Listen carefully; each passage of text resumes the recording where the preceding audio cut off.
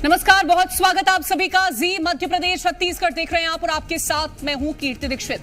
छत्तीसगढ़ में 19 अप्रैल को पहले चरण का मतदान होना है और इससे पहले सियासी पार्टियां पूरी तरह एक्टिव हो गई हैं। बीजेपी हो या फिर कांग्रेस, दोनों ही अहम राजनीतिक पार्टियां इन दिनों रणनीति बनाने के साथ साथ एक दूसरे पर तीखे प्रहार भी कर रही हैं। साथ ही 11 की 11 सीटों पर जीत का दावा भी ठोका जा रहा है। तो आखिर कौन जीतेगा छत्तीसगढ़ का रण 24 की सरकार में, आज बात इसी मुद्दे पर।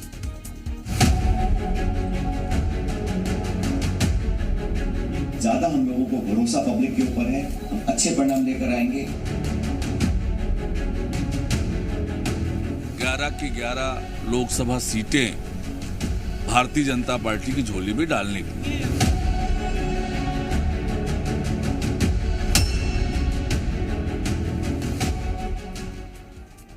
छत्तीसगढ़ की 11 लोकसभा सीटों का गणित समझना बेहद मुश्किल है। कभी कांग्रेस तो कभी बीजेपी ने इन सीटों पर अपना कब्जा किया, लेकिन इस बीच हम आपको बताएंगे वो 6 सीटें जहां कांग्रेस कभी सेंध नहीं लगा पाई।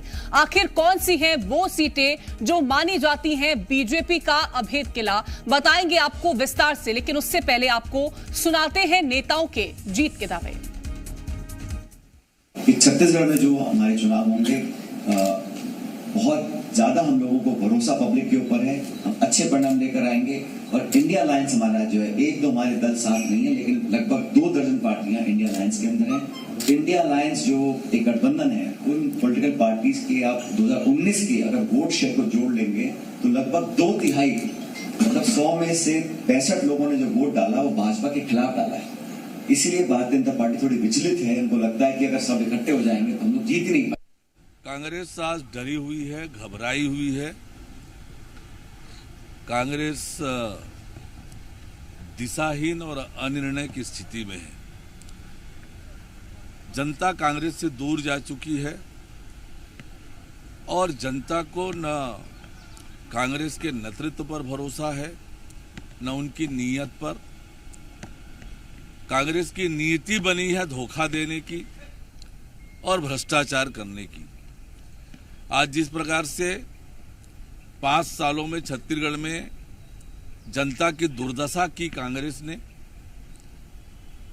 और इसलिए कांग्रेस को प्रत्याशी नहीं मिल रहे हैं, कांग्रेस की टिकट पर कोई लड़ने को तैयार नहीं है। तो सीटों का समीकरण बताने से पहले आपको बताते हैं कि छत्तीसगढ़ में कितने चरण में मतदान होने हैं और किस चरण में कौन सी सीट को शामिल किया गया है। दरअसल छत्तीसगढ़ में 3 चरणों में वोटिंग होगी। 19 अप्रैल को बस्तर सीट के लिए मतदान होगा। 26 अप्रैल को 3 सीट कांकेर, महासमुंद और राजनांदगांव के लिए वोटिंग की जाएगी। वहीं तीसरे चरण 7 मई को 7 सीटों पर वोट डाले जाएंगे, जिसमें कोरबा, रायपुर, दुर्ग, सरगुजा, बिलासपुर, रायगढ़ और जांजगीर चांपा शामिल किए गए हैं। तो चलिए अब आपको उन सीटों के बारे में बताते हैं जहां कांग्रेस का खाता खुलना बेहद मुश्किल है, क्योंकि इन सीटों पर हमेशा से बीजेपी का कब्जा रहा है। पहली बात करते हैं बिलासपुर सीट को लेकर के, इसके बाद जांजगीर चांपा, कांकेर, रायगढ़, रायपुर और सरगुजा, ये तमाम वो सीटें हैं जहां कांग्रेस का खाता खुलना बहुत मुश्किल है। और ऐसा क्यों, चलिए आपको वो भी बता देते हैं। सबसे पहले बात करते हैं बिलासपुर सीट की। दरअसल इस सीट पर 2004 से 2019 तक बीजेपी का कब्जा रहा है। 2004 में बीजेपी से पुन्नूलाल मोहले यहां से चुनाव लड़े। 2009 में बीजेपी से दिलीप सिंह ने चुनाव लड़ा। इसके बाद 2014 में बीजेपी से लखनलाल साहू ने चुनाव लड़ा। वहीं 2019 में अरुण साव ने यहां से जीत हासिल करी। अब बात करते हैं जांजगीर चांपा सीट से। जांजगीर सीट की बात करते हैं तो 2004 से 2019 तक बीजेपी का यहां पर कब्जा रहा है। 2004 में बीजेपी से करुणा शुक्ला ने चुनाव लड़ा। उसके बाद 2009 में बीजेपी से कमला देवी ने चुनाव लड़ा। 2014 की बात करें तो बीजेपी से कमला पाटले ने यहां पर चुनाव लड़ा। 2019 में बीजेपी से गुहाराम अजगले ने यहां से चुनाव लड़ा। अब बात करते हैं कांकेर लोकसभा सीट की। दरअसल इस सीट पर भी साल 2004 से 2019 तक बीजेपी का कब्जा रहा है। 2004 में बीजेपी के सोहन पोटई ने यहां से चुनाव लड़ा। इसके बाद 2009 में बीजेपी ने फिर सोहन पोटई पर भरोसा जताया। इसके बाद 2014 में बीजेपी ने विक्रम देव उसेंडी पर दांव चला। 2019 में बीजेपी के मोहन मंडावी ने यहां से जीत दिलाई। बात अब रायगढ़ सीट की करते हैं तो रायगढ़ पर यहां भी बीजेपी का ही कब्जा रहा है। 2004 से 2019 तक बीजेपी का कब्जा यहां पर देखा गया। 2004 में बीजेपी से विष्णुदेव साय मैदान में उतरे। 2009 में बीजेपी से विष्णुदेव साय फिर से मैदान में उतरे। 2014 में रायगढ़ से फिर विष्णुदेव साय ने जीत हासिल की। इसके बाद 2019 में बीजेपी से गोमती साय ने यहां से जीत हासिल की। और अब बात रायपुर लोकसभा सीट की करते हैं। रायपुर लोकसभा सीट पर साल 2004 से 2019 तक बीजेपी का कब्जा रहा।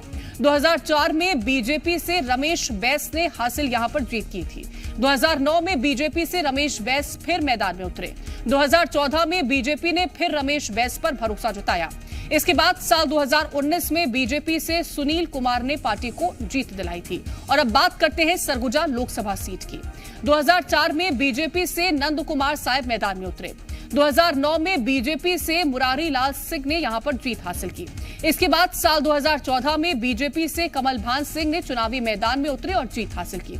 2019 में बीजेपी से रेणुका सिंह ने यहां पर पार्टी को जीत दिलाई है। तो ये तमाम वो सीटें हैं जहां पर अभी तक कांग्रेस का चुनावी जो खाता है वो नहीं खुल पाया है 2004 से लेकर के 19 तक। अब चर्चा करने के लिए हमारे साथ अजय चंद्राकर जी जुड़ गए हैं, राजनीतिक विश्लेषक हैं। बहुत स्वागत है आपका अजय चंद्राकर जी। और एसोसिएट एडिटर रूपेश गुप्ता भी हमारे साथ जुड़ गए हैं। रूपेश, सबसे पहला सवाल मेरा आपसे रहेगा, एक तरफ बीजेपी सभी चेहरों को मैदान में उतार चुकी है, लेकिन कांग्रेस अभी भी चुनौतियों से यहां पर नजर आ रही है। नामों को लेकर के अभी भी संशय बरकरार है। सबसे पहले ये चुनौती, उसके बाद वो तमाम सीटें जहां पर खाता नहीं खुला है। ये कितनी सारी चुनौतियां कांग्रेस के लिए इस चुनाव में? देखिए कीर्ति, आपने सही कहा कि कांग्रेस के लिए सबसे बड़ी चुनौती तो ये है कि उसका आज कब आएगा, क्योंकि कांग्रेस के नेता बराबर ये कहते हैं कि आज सूची आ जाएगी। प्रदेश अध्यक्ष दीपक बैज ये बात कई बार बोल चुके हैं। आज खुद से कांग्रेस के नेताओं ने ये कहा कि आज नाम आ जाएंगे, लेकिन वो आज कब आएगा और आज क्यों नहीं आ रहा है, ये दो बड़े सवाल हैं छत्तीसगढ़ की राजनीति में, जो सबसे बड़े सवाल बन के इस लोकसभा चुनाव में अभी तक उभरे हैं।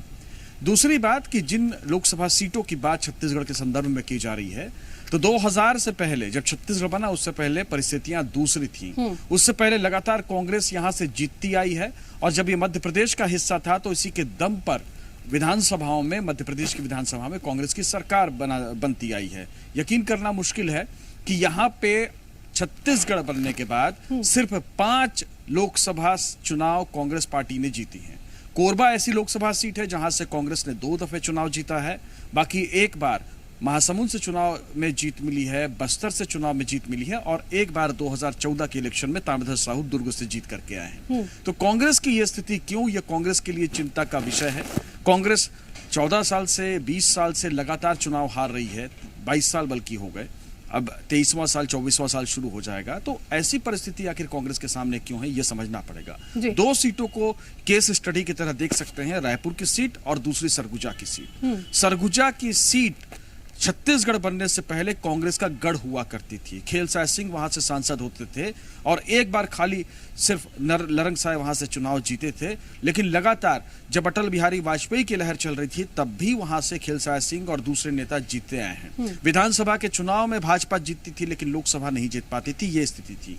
लेकिन रायपुर की सीट एक ऐसी सीट है जहां 89 से लेकर के 89 से लेकर के लगातार जीत भारतीय जनता पार्टी को मिली है। और जो सबसे कम जीत मिली है वो पूर्व मुख्यमंत्री भूपेश बघेल जब यहां से चुनाव लड़े थे तब उनको यहां पे 50-55 हजार से हार मिली थी, वरना ये हार का आंकड़ा काफी ज्यादा होता था जी। श्यामाचरण शुक्ल, विद्याचरण शुक्ल, केयूर भूषण जैसे गांधीवादी, जिनको आज भी याद किया जाता है छत्तीसगढ़ में कि ईमानदार नेताओं की जब फहरिस्त बनाई जाती है तो सबसे ऊपर उनका नाम आता है। तो ऐसे नेताओं को रमेश बैस ने यहाँ पे धूल चटाई है। और दिलचस्प बात यह है कि माना यह जाता है कि रायपुर की सीट कुर्मी बहुल सीट है, लेकिन इस बार दोनों ही पार्टियों ने सामान्य वर्ग के कैंडिडेट को चुनावी मैदान में उतारा है। तो कौन कैंडिडेट जीतता है, क्योंकि 2 बार इससे पहले ब्राह्मण उम्मीदवार उतारे गए थे, कांग्रेस ने उतारा, लेकिन दोनों बार हार मिली है। तो कांग्रेस यहाँ पे सारे एक्सपेरिमेंट कर चुकी है, साहू को भी खड़ा कर चुकी है, कुर्मी समाज के व्यक्ति को भी खड़ा कर चुकी है, और इसी वजह से कहीं ना कहीं रूपेश इस बार किसी भी तरीके के एक्सपेरिमेंट करने से पहले कांग्रेस बहुत सोच विचार करती हुई नजर आ रही है, और उसका हम सब देख रहे हैं, तस्वीरें उसी तरह की हैं। मैं लौटूंगी आपके पास अजय चंद्राकर जी। हार जीत का फैसला जनता तय करेगी और उसको कहीं ना कहीं जनता पर छोड़ देना चाहिए, लेकिन एक मैदान का जो तैयारियां हैं वो कहीं ना कहीं पार्टी पर खुद निर्भर करती हैं, और वो तैयारियां भी कांग्रेस अभी पूरी तरीके से नहीं कर पाई है। ये कितना बड़ा नुकसान है कांग्रेस के लिए?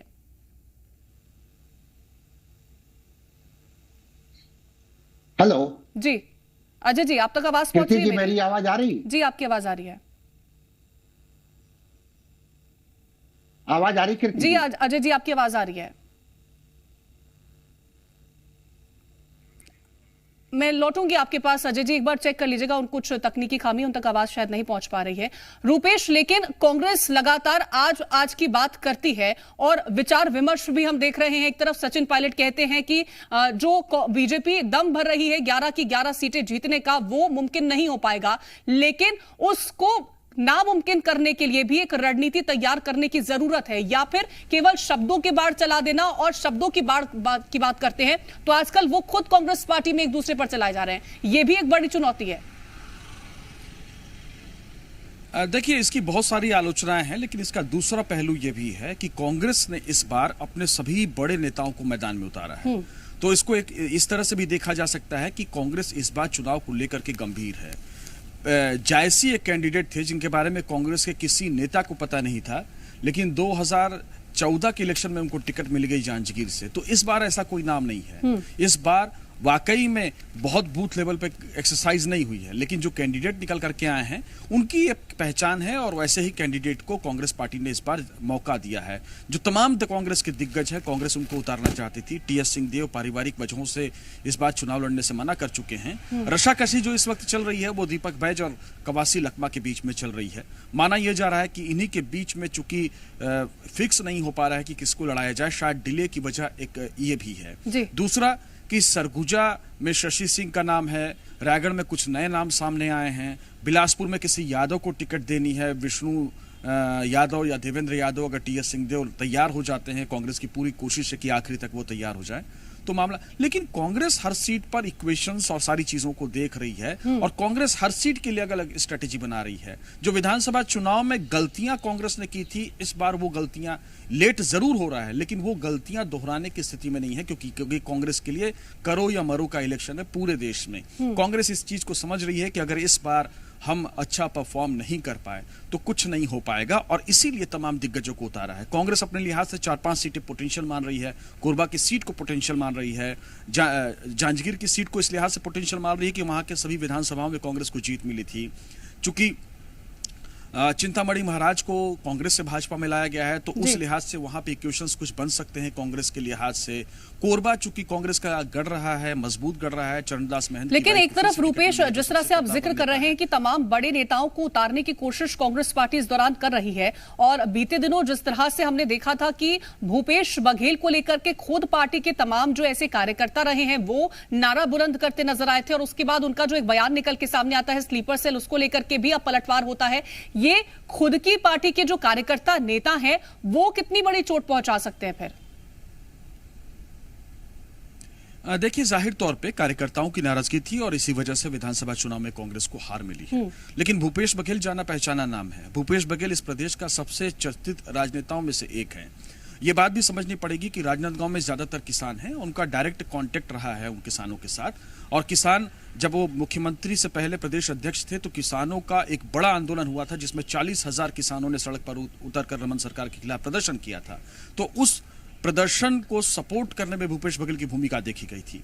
तो ऐसी स्थिति में राजनांदगांव से उनका कनेक्शन रहा है। ठीक है, कार्यकर्ता नाराज हैं, मंच पर बोल रहे हैं, उसके बाद जो कार्रवाई हुई उसको लेकर के सवाल उठ रहे हैं, जो बयान आ रहे हैं उसको लेकर के सवाल उठ रहे हैं। लेकिन उसके बावजूद आप तस्वीरें देखिए कि वो लोगों से मिल रहे हैं, लोग उनका जगह जगह स्वागत कर रहे हैं। तो वो अपनी ओर से जो प्रचार है, जो ताकत झोंकने की उनमें कुव्वत है, उसमें कमी नहीं आने दे रहे हैं। बयान जरूर कुछ ऐसे आ जा रहे हैं जो शायद आवेश में आकर के बयान दे दिए गए हों, लेकिन उसके बावजूद भूपेश बघेल की जो पॉलिटिक्स रही है वो संघर्षों वाली पॉलिटिक्स रही है। बिल्कुल रूपेश, मैं लौटूंगी आपके पास। अजय चंद्राकर जी, आपको मेरी आवाज मिल रही है? मिल रही कीर्ति जी, अजय चंद्राकर जी, मेरा सवाल ये आपसे था कि हार जीत का फैसला जनता के हाथों में छोड़ देना चाहिए, लेकिन उससे पहले कहीं ना कहीं जो प्रत्याशी है उन्हें जरूर मैदान में उतारने की जरूरत है, क्योंकि एक वक्त चाहिए होता है कनेक्ट बनाने के लिए, और उस वक्त को कहीं ना कहीं कांग्रेस और कम करती चली जा रही है जितनी देर लिस्ट आने में लग रही है। ये कितना बड़ा नुकसान हो सकता है? बिल्कुल कीर्ति जी, आपका बहुत ही महत्वपूर्ण प्रश्न है। क्योंकि कांग्रेस पार्टी विपक्ष में है, उनको मालूम है कि आगामी लोकसभा चुनाव में उनको पार्टिसिपेट करना है, तो यह तैयारी तो होनी चाहिए। उनके प्रत्याशियों की घोषणा तो बीजेपी से पहले होनी चाहिए थी, लेकिन इस काम को वो नहीं कर पाए। अब यहाँ पर क्योंकि बस्तर में जिस तरह से नॉमिनेशन स्टार्ट हो चुका है, अभी तक प्रत्याशी का पता नहीं है, और एक तरफ जयराम नरेश जी या वेणुगोपाल जी यह कह रहे हैं कि राहुल गांधी जी की 5 क्षेत्रों में जो गारंटी है उसको हमारे कार्यकर्ता पहुंचाएंगे, प्रत्याशी का ही पता नहीं, और प्रत्याशी टिकट के लिए दिल्ली में बैठे हुए हैं, तो फिर कैसे लोकतंत्र में अपने प्रत्याशियों को ये, क्योंकि लोकसभा का क्षेत्र काफी बड़ा होता है, 7, 8, 8, 9 विधानसभा का क्षेत्र होता है कीर्ति जी, तो वहां वो कैसे पहुंच पाएंगे और अपनी ही पार्टी के एक प्रकार से न्याय को कैसे पहुंचा पाएंगे, ये मूल बात है। दूसरी तरफ बीजेपी को देखते हैं तो बीजेपी सत्ता में रहते हुए 11 प्रत्याशियों की घोषणा छत्तीसगढ़ में कर चुकी, और उनके कार्यालय खुल गए, कार्यकर्ताओं के साथ तरह तरह का अलग अलग स्तर पर अलग अलग संगठन में बैठकें स्टार्ट हो गई, और वो मोदी जी की। लेकिन अजय चंद्राकर जी, अगर कांग्रेस लेट भी हो रही है तो क्या ये लेट इतना नुकसानदायक साबित हो सकता है कि बीजेपी जिस तरह के वादे कर रही है कि 11 की 11 सीटें हम जीत ले जाएंगे, तो क्या इतना आसान होगा इस बार? देखिए, 6 प्रत्याशियों की तो घोषणा पहले हो चुकी है, वो प्रत्याशी मैदान में हैं, और यह जो लोकसभा का चुनाव है यह एक्स फेसबुक से अलग हट करके अब मैदानी क्षेत्र में पहुंच गया। लेकिन बाकी प्रत्याशियों का अभी तक नाम घोषित नहीं होना, तो निश्चित रूप से कांग्रेस को यह नुकसान साबित होगा। दूसरी बात यह है, सबसे महत्वपूर्ण कीर्ति जी, कि 1996 से लेकर के 2019 के लोकसभा चुनाव में आपका जो प्रश्न था, बीजेपी का लोकसभा में सफलता का स्ट्राइक रेट 86% से 90% रहा है, और दूसरी तरफ क्लीन स्वीप तो अभी तक नहीं हुआ, लेकिन रुपेश जी जिस तरह से बतला रहे थे, राज्य निर्माण के बाद चुनिंदा सीटों पर ही, वो भी पूरे छत्तीसगढ़ के 5 लोकसभा सीटों को मिला दें, तब उनको बहुत नॉमिनल सफलता मिली है। दूसरी बात है, कांग्रेस कह सकती है कि हम अब हमारे प्रत्याशियों के पास डिक्लेयर नहीं करने का एक कारण हमारे पास रिसोर्स की कमी है जी। लेकिन रिसोर्स अलग चीज है, रिसोर्स ही रहने से सफलता मिलती है, ऐसा नहीं। हम इतिहास के पन्नों को पलटते हैं कीर्ति जी, तो इमरजेंसी के बाद जो लोकसभा का चुनाव हुआ, उस समय न तो कोई गारंटी थी, ना घोषणा पत्र था, मात्र एक बात थी कि यह जो हुकूमत है उसको हटाया जाए, और यहाँ पर वैसी परिस्थितियां तो बिल्कुल अभी उस तरह की मजबूती नजर नहीं आ रही, और ये मजबूती ना नजर आना भी जनता को एक संदेश नजर आता है। बहुत शुक्रिया फिलहाल आप दोनों को हमारे साथ इस चर्चा में जुड़ने के लिए।